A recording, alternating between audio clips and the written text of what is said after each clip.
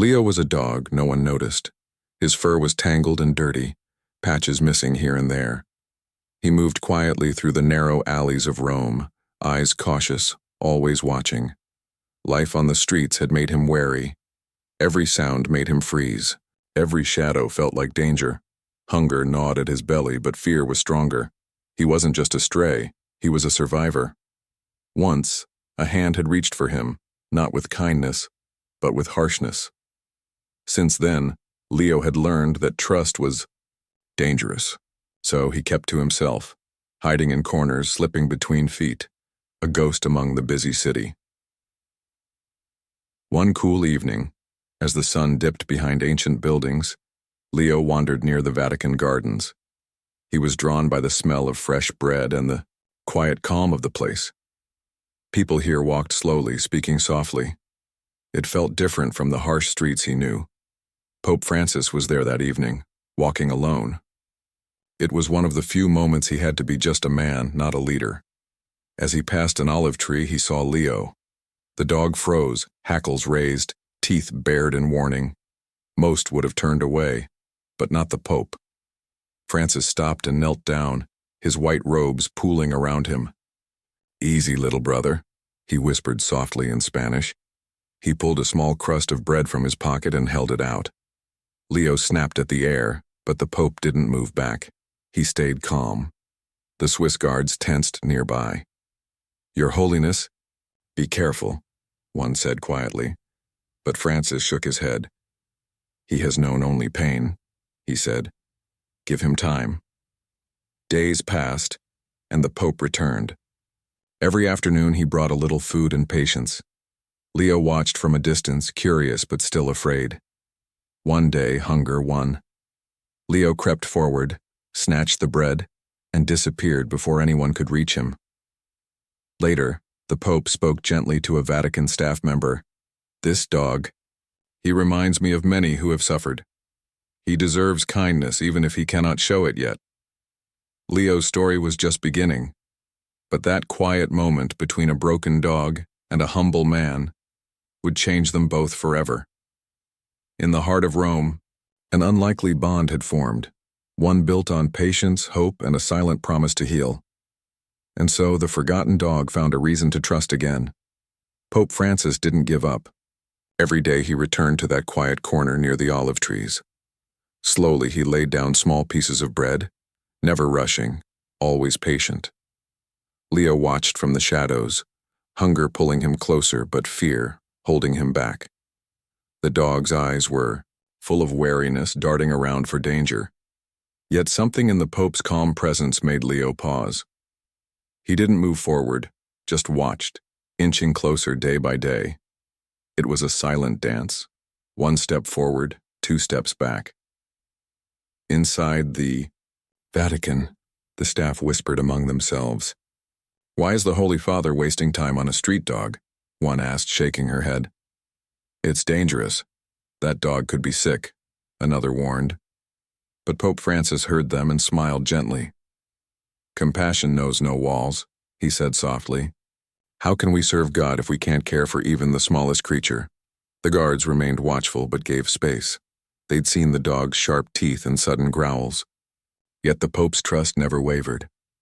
One afternoon as the sun dipped low, Francis knelt and murmured, "Easy, little brother. I mean you no harm." His voice was quiet but filled with warmth. Leo's hackles rose, but he didn't run. Instead, he took a tentative step closer, eyes locked on the bread. A sudden noise startled the dog and he snapped at the air, but the Pope stayed still. "I'm not here to hurt you," Francis said gently. "Take your time. I will wait." Day after day, the same routine played out. The Pope's patience chipped away at Leo's walls. The dog's body relaxed just a little more each time. Trust was growing slow and fragile. One Vatican worker sighed. "I never thought I'd see the day when a stray dog felt safe here." Another nodded. "Maybe this is more than just feeding an animal. Maybe it's about healing." The world outside those walls rushed on, but inside this quiet spot, a bond was forming. Silent, steady, and real. A broken dog and a kind man, both learning to trust again. Leo still stayed on edge, but something had changed. The hunger was fierce, but a tiny flicker of hope burned brighter, and so the silent courtship continued, a slow journey toward a friendship no one expected, but everyone needed. Weeks passed, and Leo was still cautious. But now he came a little closer each day. The Pope's daily visits became a small moment of hope in the dog's rough world. Leo's scars were clear, old wounds that told stories of pain and fear. Yet behind those tired eyes was a fierce will to survive, and maybe, just maybe, a spark of trust beginning to grow. One afternoon, as Pope Francis knelt near the olive tree, he spoke softly. "You're safe here, little brother." His voice was gentle, full of kindness. Slowly, Leo inched forward. This time, he didn't just take the bread and run. He stayed, letting the Pope's hand hover near him, trembling but still there. Vatican staff watched nervously from a distance. "Is this really wise?" a guard whispered. "A stray dog inside the Vatican grounds? What if he bites someone?" But the Pope just smiled and said, "If we cannot show mercy to the smallest, how can we serve the greatest?" Leo flinched when a sudden sound startled him. "Easy, boy," Francis murmured. "No one will hurt you." The dog's body tensed, but he didn't run. Instead, he took a step back, then a step forward, unsure but curious. One day, the Pope reached out and let his fingers brush Leo's head. Just a light touch. Leo froze, then leaned in slightly as if accepting the gesture. It was a small victory, but a huge step for a dog who had known nothing but cruelty. Word spread quietly through the Vatican halls. "That dog is no ordinary stray," a priest said quietly. "He carries the story of survival and forgiveness." Another added, "He's teaching us about hope." The more time passed, the more Leo seemed to soften. His growls grew less frequent. His wary eyes held fewer shadows. Still, he never fully let his guard down. One evening, as the sun set, Francis sat on a bench nearby and spoke to a nun. "Leo is not just a dog. He is a living lesson in patience and love. We all have scars, some seen, some hidden. Trust takes time to heal those wounds." The nun nodded, tears in her eyes. "He's teaching us all." Leo curled up close to the olive tree that night, no longer running from the sounds of the city. The harsh streets were behind him, replaced by a quiet that held promise. It was not just the bread or shelter, it was the gentle heart of a man who refused to give up. And though Leo's journey was far from over, each small step forward was a silent promise that trust could be rebuilt even in the most broken places. In that stillness, beneath the fading light, two souls, one man, one dog, were healing together, proving that sometimes love doesn't need words to speak volumes. The story of Leo was becoming more than just about a stray dog. It was a story about mercy, patience, and the courage to believe in second chances. And this was only the beginning. Leo's slow steps toward trust finally opened a door no one expected. The Vatican decided to bring him inside, not as a stray, but as someone deserving care.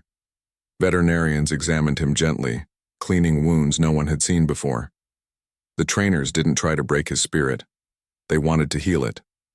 The first time Leo entered the Vatican halls, his paws touched cold marble floors instead of cracked pavement. It was strange, quiet, and new. He stayed close to the shadows at first, his body tense. But Pope Francis was there, calm and steady, a steady presence that Leo already trusted. One vet smiled as she softly said, "He's not just a dog. He's a survivor." The trainers nodded, understanding that patience was the key. "We won't force him. We'll earn his trust, little by little." Days passed and Leo began to settle. His coat grew cleaner, the scars less raw. Yet what really changed was in his eyes. They held less fear, and more something like hope. Francis would often sit near him, whispering, "You're safe now, I promise." Leo never barked or growled around the Pope anymore. Instead, he would rest quietly, always watching, always alert, a silent guardian protecting the man who saved him. One afternoon, a young trainer said, "He's watching out for you, Holy Father. He's more than a pet now." Francis smiled. "He's my friend. My protector in ways words cannot explain." Vatican staff began to notice something different. Leo was no longer just the stray dog from the street. He became part of the family, a symbol of second chances, of healing and hope. But Leo never wore a collar or any fancy title. He was quiet, humble, just a dog with a broken past and a loyal heart. Some visitors were surprised to see him inside such a sacred place. "Is that the Pope's dog?" they whispered. And yes, he was. But Leo's role was far greater than anyone could see. He guarded more than just the Pope's steps. He watched over moments of doubt, days filled with weighty decisions and long nights when the world's troubles felt heavy. Leo's presence was a reminder that healing can come in unexpected forms. From the harsh streets to the holy halls, this dog's journey was a testament to the power of kindness. And through it all, Leo remained silent, steady, a quiet promise that even the most wounded souls can find sanctuary. His story wasn't just about rescue. It was about transformation, trust, and the bond that grew between a man and his dog. Together they faced the world, one gentle step at a time. Leo was no longer just a stray dog. He had become Pope Francis's quiet shadow. In the long, heavy meetings and crowded public events, Leo stayed close, resting his head gently near the Pope's feet. His presence was steady, a calm heartbeat amid the noise and pressure. Francis often placed a soft hand on Leo's head during moments when decisions felt overwhelming. "You're here with me, aren't you, little brother?" he whispered. Leo's eyes would meet his, full of silent understanding, but not everyone saw Leo as a blessing. Behind closed doors, some Vatican officials frowned. "A dog in these sacred halls? It's improper," one said sharply. Another nodded. "It undermines tradition. The Holy Father should not be distracted." Yet Francis remained firm. "Compassion must come first," he told them quietly. "Leo reminds us all what mercy truly means." Leo seemed to know when the weight of the world rested on Francis's shoulders. At a crowded public appearance, as cameras flashed and voices rose, Leo shifted closer, forming a small protective barrier. It was a simple gesture, but it spoke volumes. A close aide noticed and smiled. Leo senses it too. He knows when the Holy Father needs strength. One evening, after a long day, Francis sat quietly, his face tired. Leo rested his head on the Pope's knee, offering comfort without words. Francis sighed. "Sometimes the world's troubles are too much, but you make it easier to bear." Outside the Vatican walls, rumors spread about this unusual friendship. Some saw it as a sign of weakness, others a challenge to centuries of customs. But those who truly knew Francis and Leo understood something deeper was happening. The dogs. Scars told a story of survival. The Pope's smile held a story of hope. Together they formed a bond that could not be broken by whispers or tradition. During important ceremonies, Leo quietly waited in the background, unseen by many, yet always alert. He was the unseen protector, guarding not just the man, but the spirit of compassion Francis carried. "Leo is more than a companion," one trusted aide said softly. "He's a reminder that kindness can change everything." And so behind the grandeur and the rituals, a simple truth lived. Sometimes the greatest strength comes from those who say nothing at all. Leo, the once forgotten street dog, had become a symbol of courage and comfort, a silent guardian in a world that often forgot how to be gentle. Together, they faced each day, one soft paw, one quiet breath at a time. Whispers began to spread quietly through the Vatican halls. "The Pope isn't well," one official said in a low voice. "His health is fading." Rumors grew like shadows in the corners, but Leo didn't care about gossip. He only saw the man he loved growing weaker. Leo's steady paws, once so sure, began to falter. His eyes, once bright and alert, darkened with confusion. The dog who had once survived the streets now faced a new kind of fear, the fear of losing the only person who had shown him kindness. One morning, as Pope Francis struggled to stand, Leo stayed close. He pressed his body against the Pope's leg as if saying, "I'm here. I won't leave." Francis looked down and smiled weakly. "I feel your strength, little brother. Don't give up on me." Inside the Vatican, preparations began for what no one wanted to say out loud, the inevitable goodbye. The staff moved quietly, arranging ceremonies and planning final honors, but none of it mattered to Leo. He only knew that his world was shifting beneath him. The Pope's breathing grew labored during long meetings. Leo would sit by his chair, resting his head on Francis's foot, offering silent comfort. "Stay strong, Holy Father," a nurse whispered as she checked the Pope's pulse. Francis squeezed Leo's fur gently and whispered, "Thank you for staying." Some Vatican officials doubted that a dog should be this close during such a serious time. "It's unprofessional," one muttered. But Francis, with fading strength, said firmly, "Leo is more than a dog. He is my friend, my guardian." The nights were hardest. Leo stayed awake, listening to the quiet sounds of struggle. His ears twitched at every shallow breath. He whimpered softly, not from pain but from fear of the unknown. One evening, Sister Maria knelt beside Leo and whispered, "We are all waiting, but you're the only one who understands." Leo leaned into her touch, eyes glossy with unspoken sorrow. The world outside buzzed with news and speculation, but inside those stone walls, time slowed. Leo's loyalty grew fiercer, his presence a steady anchor in the storm of grief. "Don't leave me," Francis murmured one day, his voice barely above a whisper. Leo's gaze never left him. "I'm not going anywhere," the dog seemed to say. As the Pope's strength faded, Leo became more than a companion. He was a shadow of love and loss, a living reminder of the bond that had saved them both. In those fragile moments, the Vatican felt smaller, the distance between man and dog disappearing. Leo's silent vigil was a testament to hope, even when hope seemed impossible.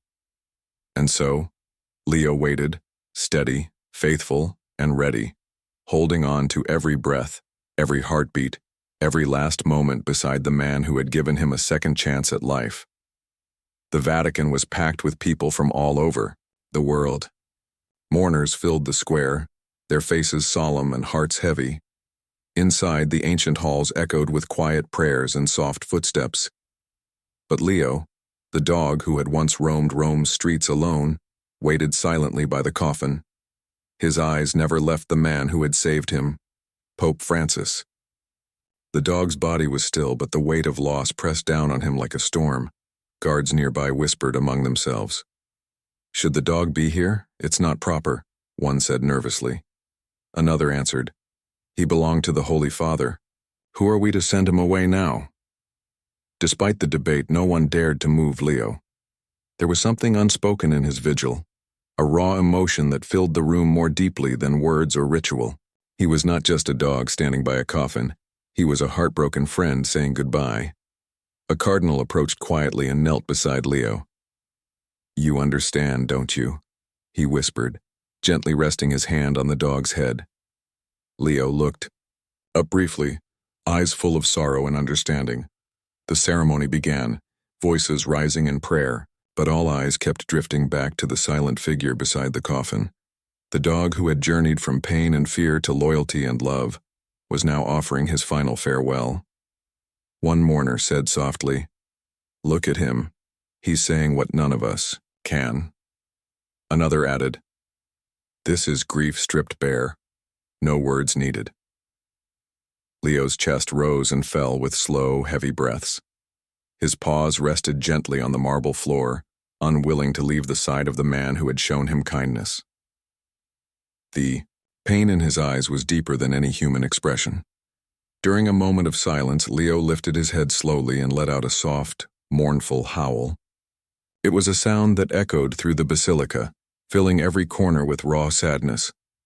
The choir faltered, The prayers paused, and even the guards stood frozen. A guard muttered, "This is unlike anything I've ever seen." The choir director blinked back tears. "It's the purest grief." The dog's howl spoke of loss, love, and the bond between two souls who had found each other against all odds. The mourners held their breath, feeling the weight of that sound settle in their hearts. When Leo's cry faded, he lowered his head back onto the coffin, as if to hold the memory close. The room remained silent for a long moment, a shared respect for a love that transcended words. No one moved Leo. No one told him to leave. In that moment, he was not just a stray dog, but a symbol of loyalty and the deep pain of goodbye. And as the day of farewell went on, Leo's silent vigil became the heart of the ceremony, an unforgettable reminder that sometimes, the truest, love is shown without a single word. The air inside the basilica was heavy with grief. The ceremony moved slowly, prayers floating beneath the high ceilings. Everyone was focused on the rituals, the ancient words meant to bring comfort. But then, something unexpected happened. Leo, who had been lying quietly beside the coffin, suddenly rose to his feet. His body trembled, not with fear, but with a deep sorrow that seemed to come from the very core of his being. Slowly, he lifted his head toward the soaring dome. Then came the howl. It started low, a soft, keening sound that grew stronger and more urgent. The mournful cry echoed off the marble walls, filling every corner of the great hall. The crowd fell, silent, breath caught in throats. Even the choir paused mid-song, their voices fading to whispers. The howl was raw and pure. It carried all the pain, all the loss, that no prayer or speech could express. It was a sound that spoke directly to the heart, a primal aching sorrow that made everyone stop and listen.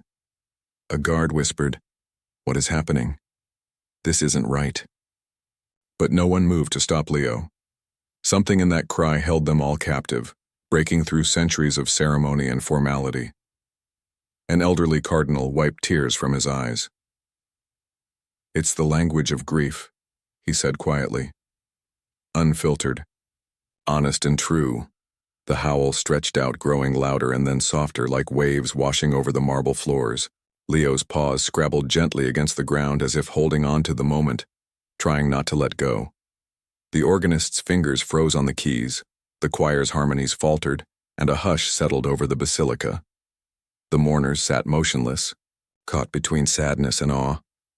A woman in the crowd whispered, "He's saying goodbye in a way only he can." A child beside her nodded, tears shining in wide eyes. For a moment, the whole space felt smaller, more intimate. The weight of loss was no longer hidden behind rituals. It was raw and shining, laid bare by a single howl. When the cry finally faded, Leo lowered his head back onto the coffin, his body trembling with the effort. Silence held the room, thick and heavy. Then slowly, the choir found their voices again, softer now, more filled with feeling. The organ resumed its solemn song. The ceremony continued, but everything had changed. Leo's howl had reminded everyone of the simple truth. Grief is not neat or polite. It's wild, loud, and sometimes it howls. And in that moment, the basilica held its breath, united by a dog's desperate song, a song of love, loss, and the unbreakable bond between a man and his loyal guardian. The silence in the basilica was thick after Leo's mournful howl. The air was heavy with a sadness so raw, no ceremony could soften it. Then quietly the guards moved forward. "Come, Leo," one whispered, his voice gentle but firm. They stepped carefully, not wanting to frighten the grieving dog. But Leo was already trembling, not with fear, but with a desperate need to stay. As a guard reached out, Leo's body stiffened. A sharp bark cut through the quiet, raw and pleading.